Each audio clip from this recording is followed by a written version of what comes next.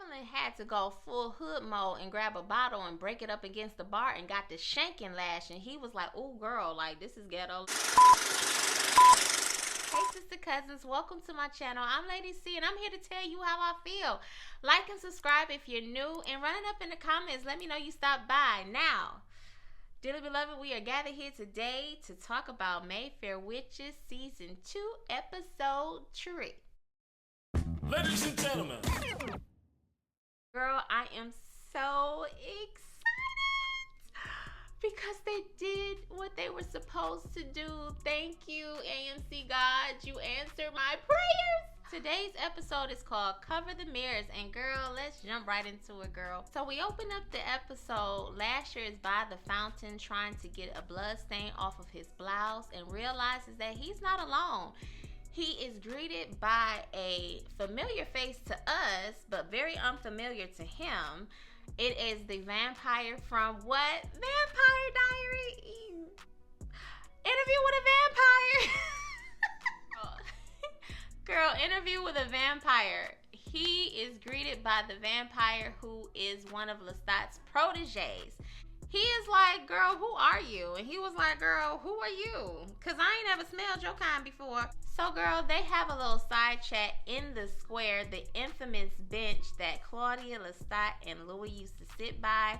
And they just chatted up, you know what I'm saying? He's trying to see exactly what is going on. Like, who am I? What am I? What are you? And he was like, "Well, girl, I know what I am, but girl, you need to lean into what you are." He pretty much tells him, like, "Girl, lean into these instincts. Whatever you feel that you need to do, girl, go for it.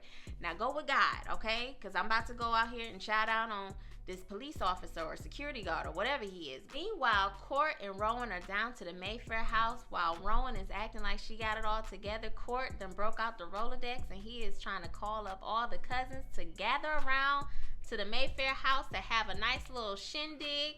And they're going to put a protection spell on all the family members so that they can protect them from Lasher. So Sip is currently speaking to the HMIC, Albert, and they're both talking to Moira like, "Listen, girl, we're going to need you to, you know, come into the house and go to the party because we need more information in order to capture Lasher. We're not going to be able to do this without you. You are the key piece to our puzzle, okay?" So Moira is reluctant, but she's like, "Girl, okay, go ahead. You know, I'm going to just go to the party, okay?" So now, back to the Mayfair house, we have Ro and Cousin Dolly, and they're having a little chit-chat while gathering up all the ingredients that they're going to need to put together this spell. Cousin Dolly's not quite sure about Ro's plan, but what she is sure is that she does not fool with Cousin Cortland. There's some tension there, and we're not quite sure what it is just yet, but there's definitely something between them that they don't fool with each other. She asks him if he called everybody. He says yes. She asks if he called his sister. His face instantly changed and was like, "Yeah, you might need to go ahead and call her because you know she's not going to pick up for me." And so she agrees to go ahead and call. So in the meantime, Cortland asks if he can go ahead and go home to get all fresh for the party. And Dolly and Ro was like, "Girl, try again. We are not letting you out of our sight, honey. It's some clothes upstairs from your daddy.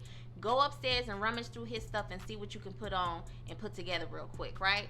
So he goes upstairs and he gets on the phone and he actually calls the Telemasca, which is kind of shocking to me because I didn't know he had any kind of relationship with them, because from what I understand is that the Mayfair like to keep themselves kind of distant from the Telemasca. So that's a little interesting that they did that. So he calls, but Albert, I keep wanting to call him Alfred. Albert declines his call, right? He's like, "Listen, he's a dead end. He's not going to help us." So now back to the other house. I'm assuming now they're in a stakeout house across the street. And girl, Albert and Sip are having a conversation. Sip wants to know more details, like what's supposed to happen, like what route are we about to take? And Albert is being very, very vague. And he kind of little mans him, like, you know, "You're on a need to know basis, and baby, you don't need to know right now." And so Sip is feeling some type of way. Like, I done literally led you guys all the way here. You guys would not be here without me. Plus, I have been looking at that Mayfair house since I was a child. I deserve to know a lot more than what you guys are willing to tell me. And still, Albert is like, well, girl, listen, you could be in or you could be out. The choice is yours, but you already know what the consequence of being on the outs is, right? Right. So now we cut back over to the Mayfair house. Uncle Cortland, or Cortland, is going through his dad's things, and it's kind of similar to the first season where he found his dad's pipe. So now we go on ahead and cut on over to Lash. Lash is out here in the streets giving for all the dogs. Literally, girl, the strays are outside and they are following behind him. And Lasher goes into this bar and he comes across another Mayfair who happens to be the bartender. And she's like, well, what will you have? And he's like, girl, give me 2 tall glasses of milk neat, honey. So now we cut back over to the Mayfair house, and Rowan is trying to light candles, and it's not working because Lasher is nowhere to be found. Girl, she was better off using a match. At least that's what I said in my head. And what did she end up doing? Girl, grabbing some matches and lighting them candles the normal way, okay? Quit playing with me. Quit acting like you've been having these powers your whole life, all right? So now we have JoJo coming into the house with a bunch of food and groceries for the party later on. And she tells Rowan that Daphne, which is the little sis of Moira, she tells her that she needs a little bit of assistance to bring her into the house because she refused to come inside. She wants to wait for her sister. In the meantime, Rowan tells JoJo, listen, I just want to let you know, I went on ahead and thought out our father. He's upstairs. But don't trip because I needed a little bit more help and assistance getting to the bottom of things. And no matter how much people fool with us, they're just not going to come out for us. They're definitely going to come out for Cortland. JoJo was like, I mean, okay, girl, like, I'm really not feeling you, but do what you got to do. But you better have a plan because our dad is unpredictable and he will turn on you, okay? He's a very selfish man. We already know what kind of time Uncle Cortland has always been on. So Ro goes outside to talk to her baby cousin. She's able to reason with her and get her to come into the house. Meanwhile, Uncle Court, the life of the party, is greeting all of the guests. Ro comes over to join him, and Ro, you can tell she doesn't know anybody, and don't nobody know her, but everybody knows Cortland, right? So Cortland is introducing this cousin and this aunt and that nephew and whoever else.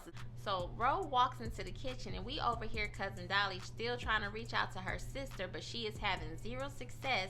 But meanwhile, we get a phone call and guess who it is? Lark. Lark is still trying to make fetch happen, but girl, he is wearing Ro down because she is starting to smile a little bit.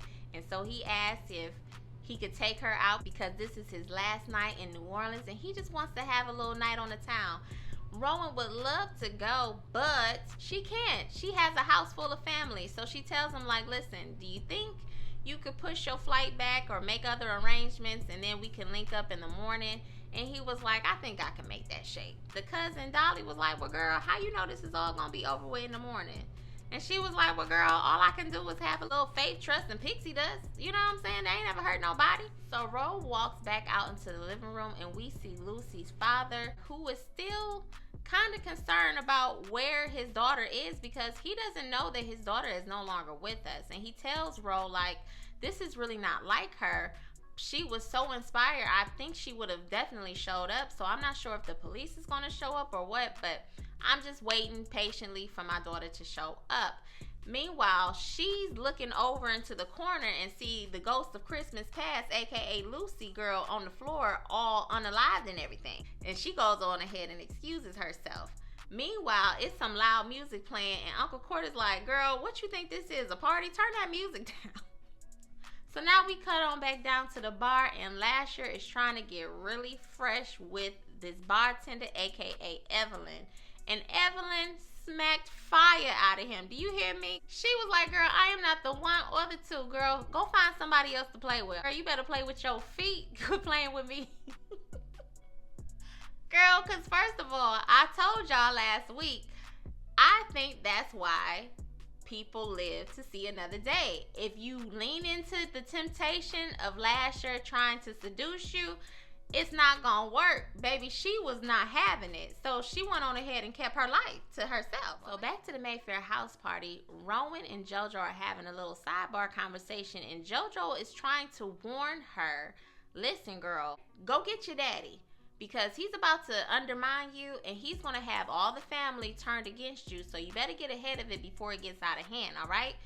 So Rowan gets up to try to get ahead of the situation, and before she can really get in too good, girl, the cousins start asking questions like, where is Lasher? We were promised that we were going to see Lasher. And so she was like, well, girl, he's not here. And girl, that's when all the confusion got started, and Uncle Court, aka Daddy, had to come and, level the situation out a little bit, right? So Moira was the leader of everybody asking questions. Rowan pulls her aside and she's like, listen, girl, I'ma just tell you plain, all right? Everybody gone, and Lasher is the reason why everybody gone, okay? I'm not even gonna shuck and jive with you. And so Moira is like, well, girl, like, how do I know I can trust you?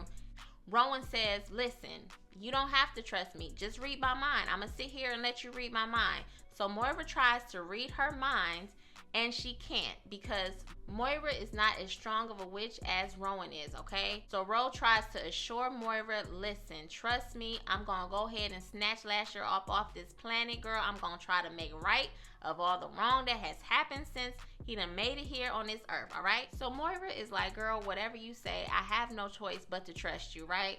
Wrong. She takes that information across the street and tells Sip and Albert exactly what the plans is with Rowan. And she asks Sip specifically, what should I do? Is this the right thing to do? And Sip, to me, doesn't seem too on the page with the Talamasca, but he goes on ahead and convinces her that she's doing the right thing, and he takes that information and refers it back to Albert. So now we get back over to Cousin Dolly, and Cousin Dolly lets Rowan know, listen, this is why my sister's not coming. It's because of Cortland's nasty ass. Apparently, Cortland done did something to Evelyn, and Evelyn refuses to be around Cortland whatsoever. So now she has to find a way to get the sister over and assure her that Cortland's not there. So she goes upstairs to go confront Cortland, and JoJo and Cortland are having a sidebar conversation, and JoJo was telling her, like, listen, girl, when I went through my transition, I thought you were supporting me because you cared about me, but girl, it was really your ulterior motive, because you knew that having a Mayfair son was not going to be as great as having a Mayfair daughter. He was like, nah, girl, that's not why I did it. I do love you. Girl, do we believe him? Do we? No, of course not. Rowan interrupts and she's like, listen, I know what you did, and I know why you didn't call Evelyn and why you wasn't so pressed. You were literally going to let Evelyn be out here vulnerable while everybody else is at the house.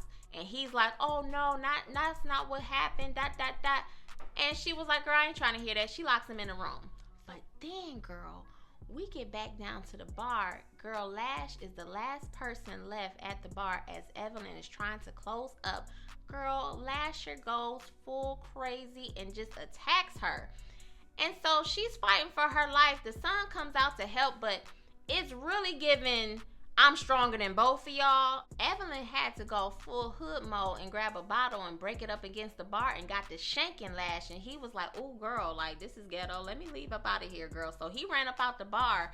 Girl, Ro had already called a cousin to go get Evelyn to try to convince her to come back to the house to let her know that Cortland wasn't going to be there, right?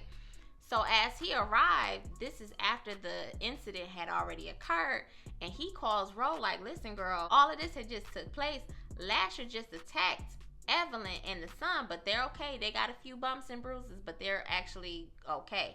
And she was like, oh my goodness, like, this is crazy. So girl, Ro was so shook, she went downstairs and she told the family everything. She was like, listen, I know what y'all been told your entire lives, girl, disregard it.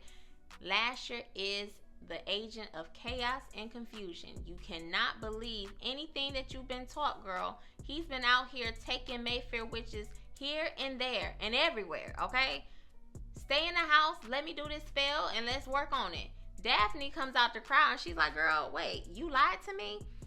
And so she tries to leave the house. JoJo tries to come after her. And girl, they both end up getting sent to another space. I don't know where that space is, girl. Don't ask me, okay? So girl, Rowan goes outside and we see Lasher coming to the house because the cousin had already told her, like, girl, Lasher is coming to the house, honey.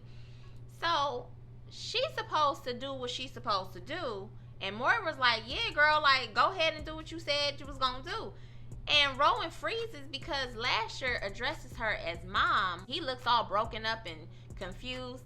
Everything that vampire tried to tell him, girl, it is not working the way he thought it was going to work out in his head. I'm not sure if she was changing her mind because she wants the power or if it's because she really sympathized with this person slash son slash demon, whatever. In that moment, here comes Sip with this Ghostbusters gas tank, girl, trying to spray Lasher. Girl, end up spraying Rowan because she done jumped her big goofy butt in front of Lasher. And girl, now Rowan done fell to the ground and they done hauled Lasher off to oblivion. We don't know where he is. And girl, Moira is just looking over at her like, girl, you dizzy bitch. Like, you had one job. So that concludes the episode. We don't know where he went. We don't know what's happening next, but I will say this. I thoroughly enjoyed this episode. The AMC gods answered my prayers because I was so mad about last week, but they have totally been forgiven. Okay? I forgive you this time. Girl, don't play with me next week, all right? Keep it on this pace. This is the pace I like. This is probably the better episode out of all three to me. But yes, good episode. And girl, like and subscribe. Hit the notification bell if you're really about that life. And girl, leave me a few comments. Let's talk about this episode. Are you excited? Did you like the episode? I liked it, so let's talk, girl. All right, I'll call y'all back. Bye.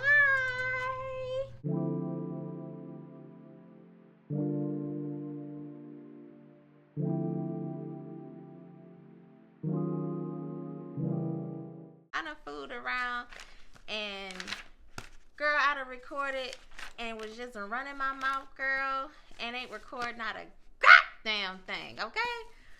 Whew. Girl.